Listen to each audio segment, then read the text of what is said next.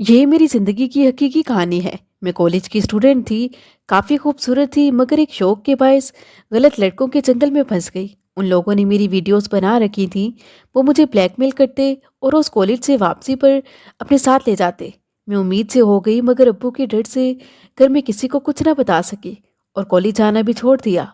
एक रोज़ मेरी अम्मी परेशान सी मेरे पास आई और कहने लगी कि बाहर कुछ लोग तुमसे मिलने आए हैं।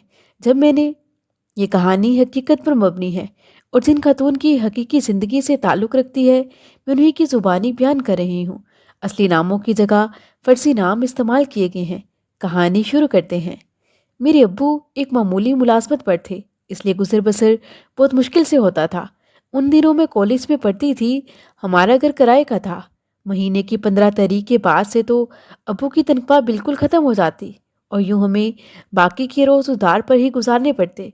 अगले माह जब तनख्वाह आती तो वो आधी से ज़्यादा तो पिछले माह का उधार चुकाने, किराए और हम बहन भाइयों की फीसों ही में चली जाती थी। बताती चलूं कि हम 4 बहन भाई थे और मैं सबसे बड़ी थी। भाई हम सबसे छोटा था। मेरे बाकी बहन भाई स्कूल जाते थे। मेरा कॉलेज घर से ज़्यादा दूर ना था, इसलिए मैं पैदल ही कॉलेज आती जाती थी। मैं शक्ल और सूरत से अच्छी थी। उन दिनों मैं सेकेंड ईयर में थी जब मैंने महसूस किया कि कॉलेज आते जाते एक नौजवान मेरा पीछा करने लगा है। शुरू में मैंने तवज्जो न दी, फिर ये रोज़ ही होने लगा कि कॉलेज जाते हुए वो नौजवान भी कहीं से निकलकर मेरा ताक़ुब करता और मेरे पीछे कॉलेज तक आता। वो नौजवान शक्ल और सूरत से भी सुलझा हुआ दिखाई देता था और यकीनन मुझसे कोई 5-7 बरस बड़ा ही था। हफ्तों गुजर गए, मगर ना तो मुझे ही हिम्मत हुई कि मैं उसे 2-4 सुना सकूं या उससे वजह ही दरियाफ्त कर सकूं, और ना ही वो कभी मुझसे कलाम करने की कोशिश करता था। यूं जैसे वो चुपचाप कॉलेज तक छोड़कर वापस चला जाता और छुट्टी के वक्त फिर कॉलेज के बाहर आ मौजूद होता, जैसे किसी ने उसकी ये ड्यूटी लगा रखी हो। मैं उसे कुछ इसलिए भी ना कहती कि मैं खुद भी डरपोक ही थी, और दूसरा, वो खुद भी तो मुझसे कलाम वगैरह करने की कोशिश नहीं करता था कि मैं उसे डांट डपट ही देती। वो बस मुझसे थोड़े फासले पर ही पीछे पीछे चलता रहता था। यूं ही करते करते एक माह गुजर गया। मैंने अब्बू को भी ना बताया कि वो तो दूसरे शहर मुलाजमत के सिलसिले में होते थे और महीने बाद ही घर चक्कर लगाते थे। दूसरा, अगर उन्हें खबर हो जाती तो ये बात यकीनी थी कि वो मुझे कॉलेज से ही उठा लेते। अम्मी को भी बताती तो वो भी परेशान हो जाती और यकीनन उसी वक्त अब्बू को सब बता देती और मुझे कॉलेज से उठा लेते, और ये मुझे कतई कबूल ना था। इतने रोज़ तक ये सिलसिला जारी रहा, मगर मुझे भी कभी उसे वजह ही दरियाफ्त करने की हिम्मत ना हुई। कहा जाता है कि जवानी दीवानी होती है। ये उम्र ही ऐसी होती है कि इंसान को किसी की तवज्जो मुतासिर करती है, और वो नौजवान तो महीने से मेरा यूं ही ताकुब कर रहा था। जो मेरे दिल में भी चाहे जाने के जज्बात उजागर होने लगे। दिल में सोचती, अगर वो कोई बुरा इंसान होता तो यकीनन अब तक मुझसे हम कलाम होने की कोशिश करता या फिर आवारा लड़कों की तरह कोई ऊंच हरकत करता। लेकिन उसने तो कभी ऐसी कोई हरकत ना की थी, मुझसे राब्ता करने की भी कोशिश ना की थी। एक रोज़ छुट्टी के बाद मैं कुछ देर से कॉलेज के गेट से निकली, मगर देखा कि वही लड़का अभी तक बाइक लिए खड़ा है। शायद कि अभी तक वो मेरा ही इंतज़ार कर रहा था, जबकि छुट्टी हुए आधा पौन घंटा गुजर चुका था। मैं उस रोज़ कॉलेज में ही अपनी सहेलियों के साथ कैफ़े में एक दोस्त की बर्थडे मनाने की वजह से रुकी थी। उस रोज़ जब मैं पास से गुजरी तो उसने पहली बार मुझे मुखातिब किया, प्लीज़ ज़रा देर को ठहर कर मेरी बात सुन ले। मेरा दिल ज़ोर ज़ोर से धड़कने लगा। लम्हा भर को मैं ठहर गई। अभी हमारे दरमियान कोई बात भी ना हुई थी कि सामने से हमारे कॉलेज की प्रिंसिपल कॉलेज से बाहर निकलती दिखाई दी। छुट्टी हुए चूंकि पौन घंटा हो चुका था, लिहाजा कॉलेज के बाहर हजूम भी खत्म हो चुका था।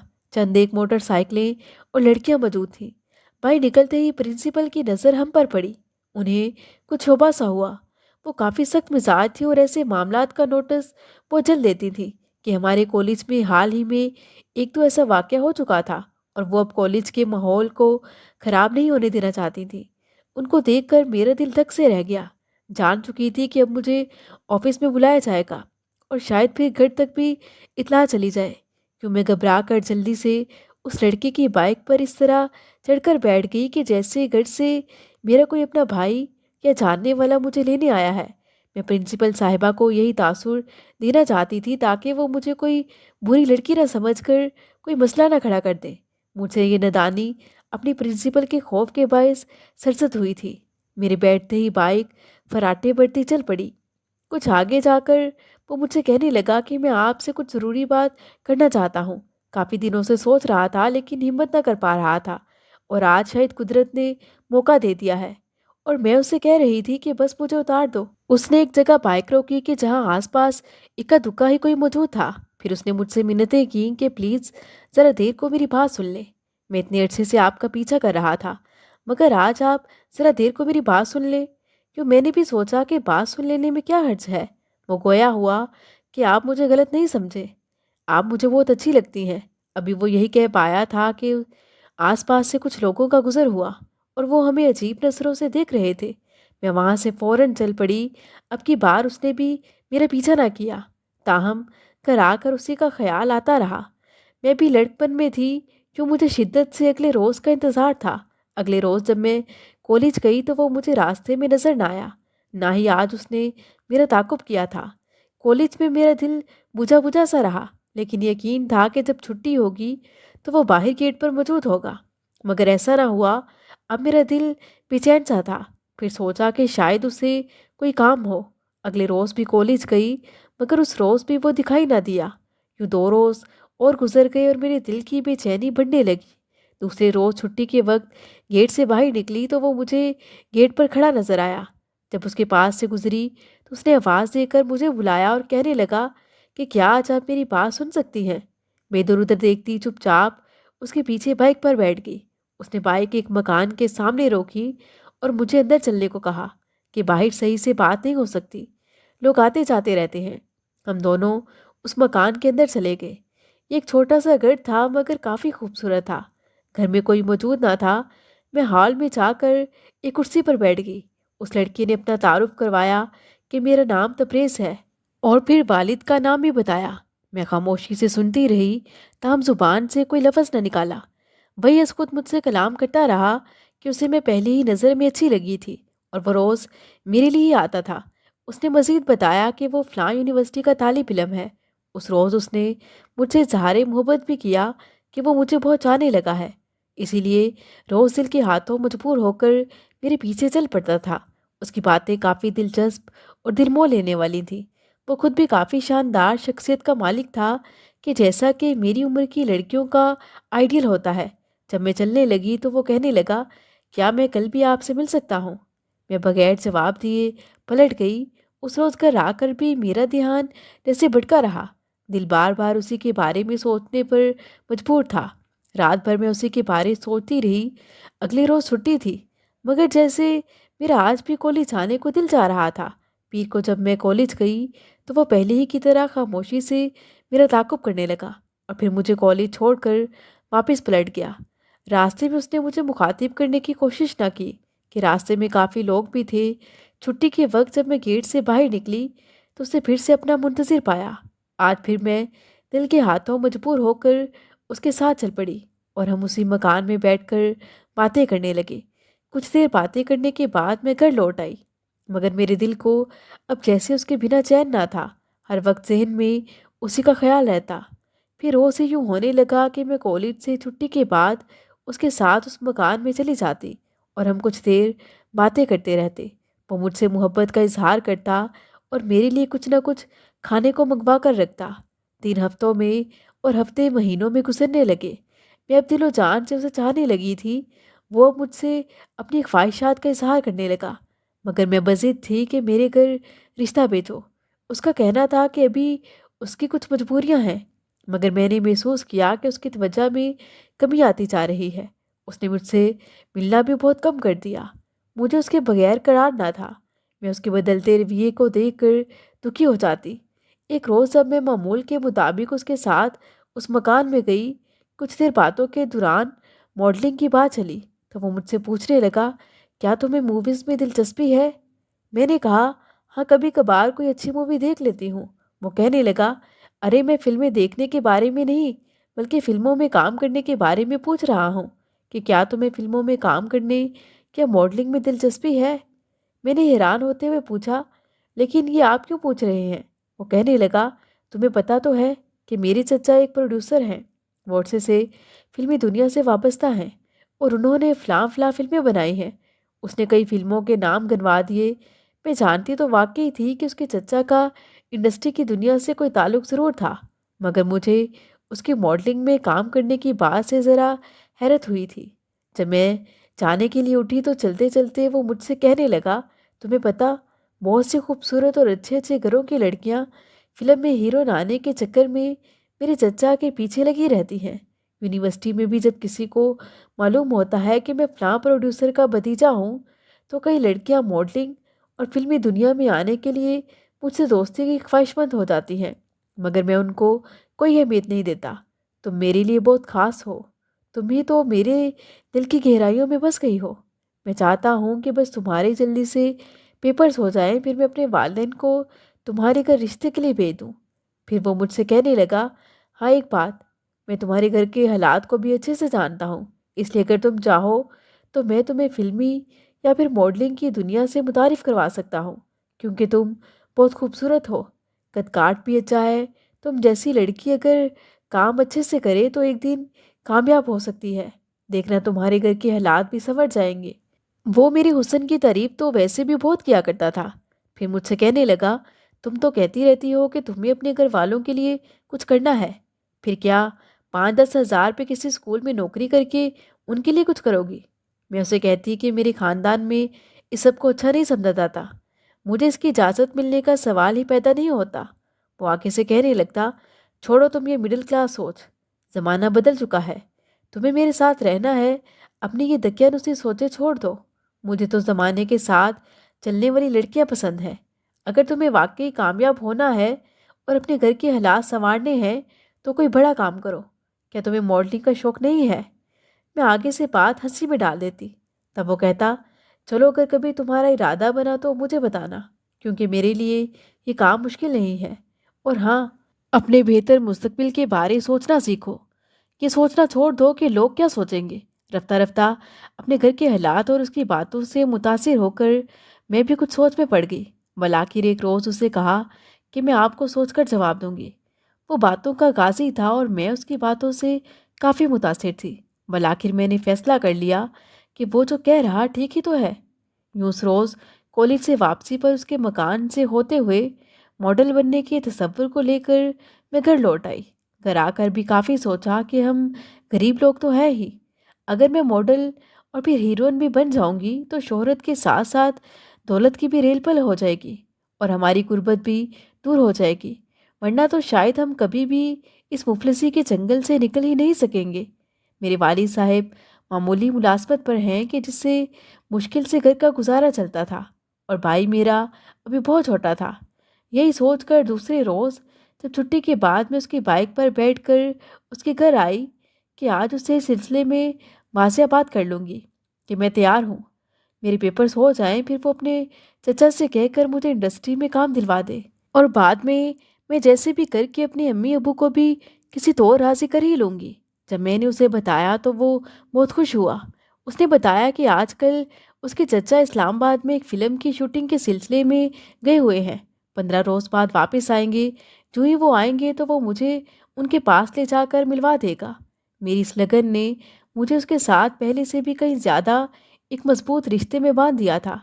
میرے کالج کی سہیلیاں جب مجھے روزانہ اس کے ساتھ جاتے دیکھتی تو مجھ سے سوال بھی کرتی کہ آخر وہ کون ہے جس کے ساتھ تم روز آتی ہو، کیونکہ تمہارا اپنا بھائی تو چھوٹا ہے۔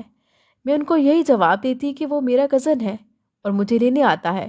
کیوں میں ان کو اصل بات نہ بتاتی، کیونکہ میں جانتی تھی کہ ہماری کلاس میں کچھ حاسد قسم کی لڑکیاں بھی ہیں جن کو اگر میرے بارے میں برک بھی پڑ جاتی تو وہ مجھے کالج میں بدنام کر کے رکھ دیتی، لہٰذا اس معاملے کا میں نے کسی سے ذکر نہ کیا تھا۔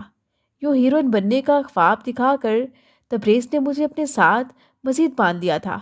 اب میں بھی ایکٹنگ اور ماڈلنگ کے خواب بننے لگی تھی۔ اب خود اس سے ہر ملاقات میں پوچھتی کہ تمہارے چچا کب آئیں گے۔ وہ ہر بار یہی کہتا کہ چچا اسلام آباد میں اپنی فلم کی شوٹنگ مکمل کرا رہے ہیں، کام ختم ہوتے ہی آ جائیں گے تو تمہیں ان سے ملوا دوں گا۔ ان کو اپنی ایک فلم کے لیے آج کل ایک نئی ہیروئن کی تلاش ہے۔ جیسے کہ تبریز سے मुझे मोहब्बत तो बहुत थी। 5 माह में ऐसे लगता था जैसे हम बरसों से मिलते रहे हों। जिस रोज़ मैं उससे ना मिल पाती, वो दिन मुझे अजीब सा लगता था। मैं उससे बातों की हद तक मिलती थी, मगर शराफ़त की हद को कभी पार नहीं किया था। जिस मकान में हम मिलते, वो किराए का था और पहले तबरेज़ और उसके दोस्तों ने मिलकर ले रखा था। उसके दोस्त किसी और शहर के थे और पढ़ने के लिए हमारे शहर आए हुए थे। अब इस मकान में तबरेज़ ही होता था और उसके दोस्त कभी हॉस्टल में रहते और कभी उसके पास इस घर में आ जाते। गोया ये घर उनकी आरज़ी रिहाइशगाह थी। उन दिनों उनकी यूनिवर्सिटी की छुट्टियां थी और उसके दोस्त अपने अपने घरों को गए हुए थे। अब तो हम तकरीबन रोज़ ही बेखौफ आसानी से यहाँ चंद घड़ियाँ मुलाकात कर लेते थे। उस मकान की चाबी तबरेज़ के पास ही थी। किस्सा ये मुख्तसर, एक रोज़ जब मैं और तबरेज़ मकान में दाखिल हुए तो मकान खाली ना था। उसके 3 दोस्त वहाँ मौजूद थे। मैंने उनको पहली बार देखा था, लिहाजा घबरा गई। तबरेज़ ने मुझे कहा कि घबराओ नहीं, ये सब मेरे दोस्त हैं और बहुत अच्छे हैं। ये आज ही इस मकान में आए हैं। उसने मेरा भी उनसे तारुफ करवाया। वो सब भी मुझसे बहुत गर्मजोशी से मुखातिब हुए। तीनों मुझे भाभी भाभी कहकर पुकार रहे थे। फिर वो सब कमरे में चले गए। मैं और तबरेज़ हाल में ही बैठे बातें कर रहे थे कि थोड़ी देर बाद तबरेज़ का एक दोस्त कोल्ड ड्रिंक्स और साथ काफ़ी कुछ खाने का सामान ले आया। उसने डिशेस टेबल पर रख दी। फिर मुस्कुराते हुए तबरेज़ से कहा कि आप अपनी मेहमान की खातिर तवाज़ा करें, हम ऊपर जा रहे हैं। तबरेज़ ने एक गिलास मुझे देना चाहा, मगर मैंने पीने से इनकार कर दिया कि दिल नहीं चाह रहा। वो इसरार करने लगा कि मेरे दोस्त ये सब कुछ इसलिए लाए हैं कि यहाँ हम दोस्तों में ये रीत है कि किसी का भी कोई मेहमान आए तो उसकी खातिर तवाज़ा करते हैं। इस सब का भी हम मिलकर ही खर्चा उठाते हैं। वो मेरी जानिब देख कर मोहब्बत से बोला, इसलिए जनाब, आपको भी हमारी आज की मेहमान नवाजी कबूल करनी पड़ेगी। बहरहाल उसके इसरार पर मैंने कोल्ड ड्रिंक का गिलास ले लिया। कोल्ड ड्रिंक पीते ही कुछ देर बाद मुझे जैसे चक्कर सा आया और मुझ पर गनूदगी सी छाने लगी। मुझे यूँ लग रहा था जैसे मेरी तबीयत खराब हो रही है। उसके बाद मुझे कुछ होश न रहा और जहाँ मैं सोफे पर बैठी थी वहीं ढह गई। शायद कि बेहोश हो गई थी। मुझे नहीं मालूम मैं कितनी देर वहाँ पड़ी रही। जब मुझे होश आया तो मेरे पैरों से जैसे ज़मीन निकल चुकी थी। मेरी हालत निहायत बुरी थी। उन सब की बेगैरती मेरी पाकीज़गी पर न जाने कितने तमाचे मार चुकी थी। वो सब मेरे गिर्द जमा थे और अभी तक मुझे नोच लेने वाले भेड़िए लग रहे थे। मैंने उनमें तबरेज़ को ढूंढना चाहा, मगर वो मौजूद ना था। शायद कि वो मेरा सामना न करना चाहता था, या फिर क्या मामला था। उसके दोस्त मुझ पर हंस रहे थे और मजाक उड़ा रहे थे। उनके कह कहे मेरी रूह को जख्मी कर रहे थे। मैं आहो कर्ब से मरी जाती थी। मोहब्बत के चक्कर और हीरोइन बनने के शौक में मेरी दुरुक्त बन चुकी थी। मैं किसी को मुंह दिखाने के काबिल न रही थी कि जो हाल मेरा हो चुका था। उसके बाद मेरे वालिदैन भी न जाने क्या करते। मोहब्बत के झूठे ख्वाब ने मुझे जिंदगी के इंतहाई नाजुक मोड़ पर ला खड़ा किया था। मैं उन जालिमों के जाल में बुरी तरह फंस कर रह गई थी। दिल चाहता था कि मेरे हाथ में बंदूक हो और मैं तबरेज़ का खून कर दूं। उन लोगों ने मेरी वीडियोस बना रखी थी और फिर मुझे ब्लैकमेल करना शुरू कर दिया। अब कॉलेज से निकलते ही उनमें से रोज़ कोई ना कोई लड़का कॉलेज गेट पर मौजूद होता और मैं खौफजदा होकर उसके पीछे बाइक पर बैठ जाती। वो मुझे उस शैतानी मस्कन पर ले जाता और फिर जो सलूक मेरे साथ होता, वो लिखने की ताब मुझ में बिल्कुल नहीं है। वो रोज़ मुझे धमकाते कि अगर हमारी बात ना मानी तो तुम्हारी वीडियोस तुम्हारे बाप और पूरे ख़ानदान तक पहुंचा देंगे, और वो हाल करेंगे कि तुम सोच भी नहीं सकती। सोचो फिर, क्या तुम किसी को मुंह दिखाने के काबिल रहोगी? बता नहीं सकती मुझ पर क्या गुजरी। अब मैं रोज़ वहाँ जाने पर मजबूर थी कि उन जालिमों ने मेरे किरदार को मसख करने के लिए मेरी खलीस वीडियोस बना रखी थी। उनसे ब्लैकमेल होने के खौफ से मैं उनकी हर बात मानने पर मजबूर थी। अपने वालिदैन की इज्जत व नामूस के भेंट चढ़ने पर मजबूर थी। मैं तो बेवकूफ़ थी, इतनी समझदार ना थी कि सोच पाती कि कैसे इस मसले से निकला जाए। शायद मुझसे मुश्किल में घिरी लड़कियों के साथ ऐसे मसाइल होते हैं कि जिनका जिक्र हम एक आध बाएतमाद सहेली के सिवा किसी से नहीं कर पाती।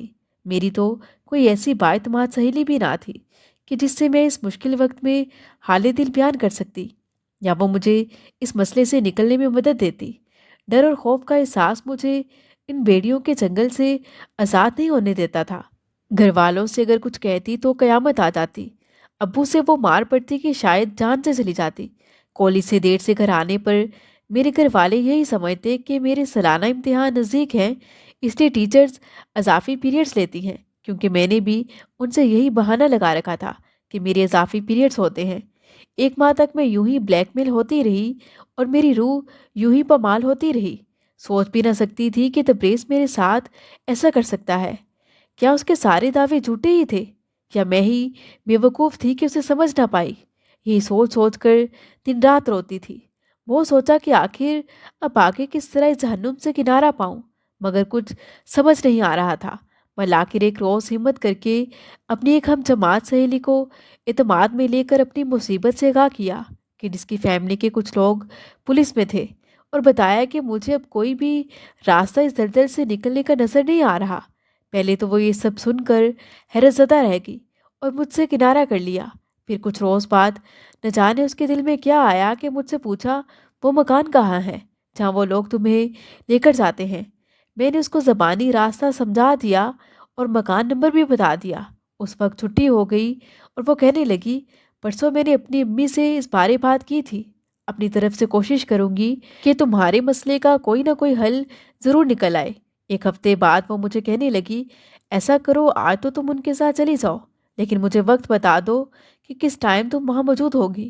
اسی دوپہر جب میں ان شیطانوں کے درمیان ایک ٹوٹے ہوئے کھلونے کی مانند بیٹھی سسک رہی تھی، اچانک اسی وقت پولیس نے اس مکان پر چھاپا مارا اور ان سب کو گرفتار کر لیا۔ ان میں ایک انسپکٹر اور 3 دوسرے پولیس والے تھے۔ یہ لوگ اسلحہ کے ساتھ جیپ پر آئے تھے۔ پولیس نے آتے ہی میرا بیان لیا۔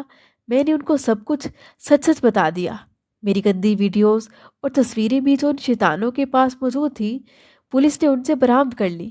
پولیس ان سب کو تھانے لے گئی، مگر افسوس کہ جلد ہی بہت بڑی اور بھاری سفارشوں کی وجہ سے ان کو چھوڑ دیا گیا، کہ جو ہمارے ملک میں ہمیشہ سے ہوتا آیا ہے۔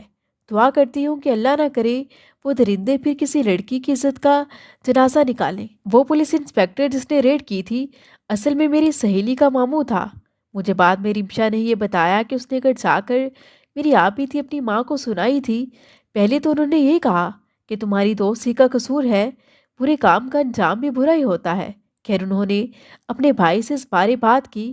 بتاتی چلوں کہ میں ایک بار رمشا کے گھر اپنی امی کے ساتھ اس کے ابو کی وفات پر تعزیت کرنے جا چکی تھی، کہ اس کی امی مجھ سے اور میری ماں سے مل چکی تھی۔ وہ بھی ماں تھی، چاہے مجھے غلط ہی سمجھا ہو، مگر یہ بھی جانتی تھی کہ میں اب ان بدماشوں کے چنگل میں پھنس گئی ہوں، اور میری ماں ایک شریف عورت ہے، بھلا ان کا اس میں کیا قصور؟ تبھی انہوں نے اپنے بھائی سے کہہ کر میری مدد کو کہا۔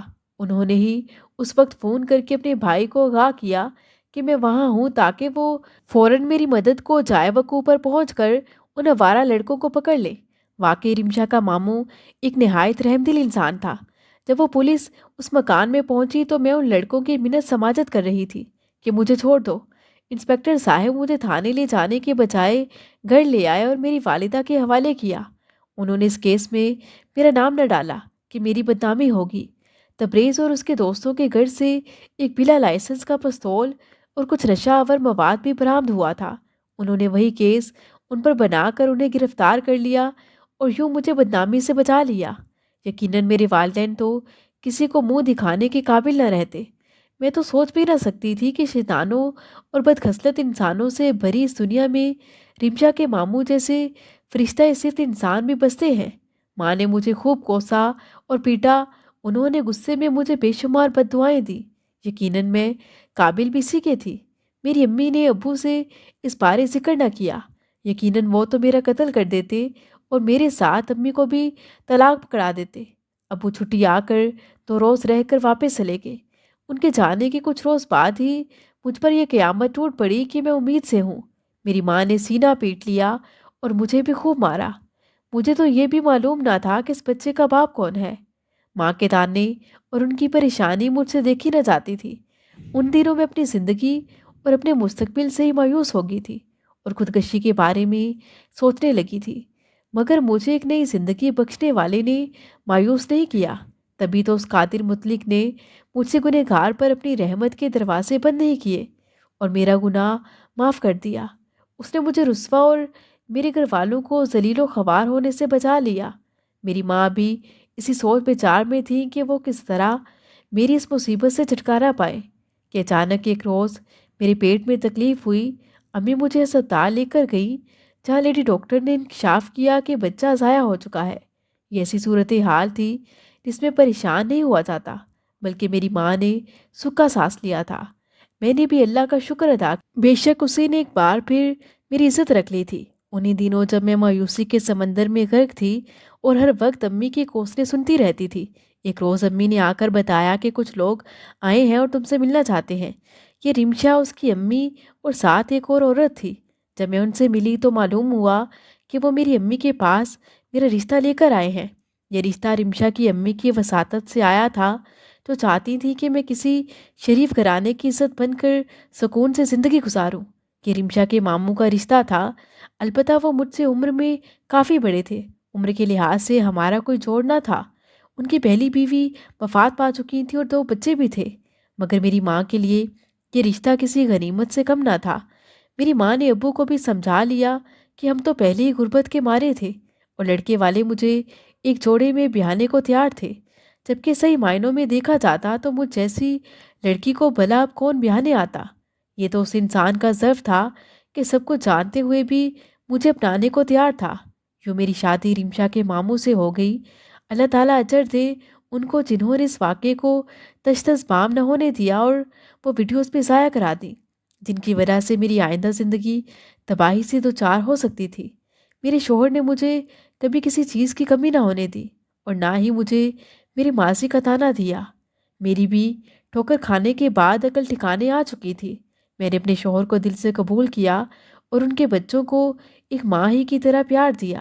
آج بھی میں اس عظیم انسان کو سلام کرتی ہوں اور اس کی سلامتی کی دعا کرتی رہتی ہوں کہ جس کی بدولت میں ایک باعزت زندگی گزار رہی ہوں، اور جس نے میری عیب کا پردہ ڈھک کر مجھ پر ایسا احسان کیا کہ جس کا میں کبھی بھی بدلہ نہیں اتار سکتی۔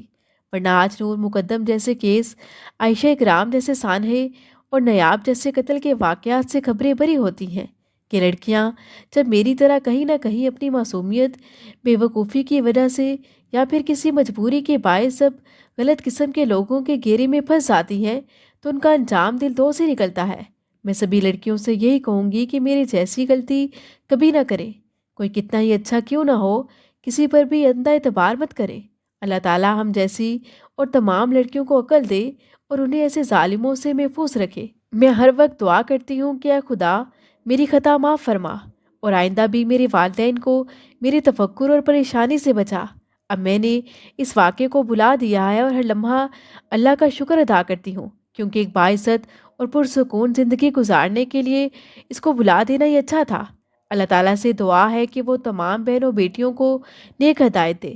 مزید دلچسپ سچی کہانیوں کے لیے چینل کو سبسکرائب کریں۔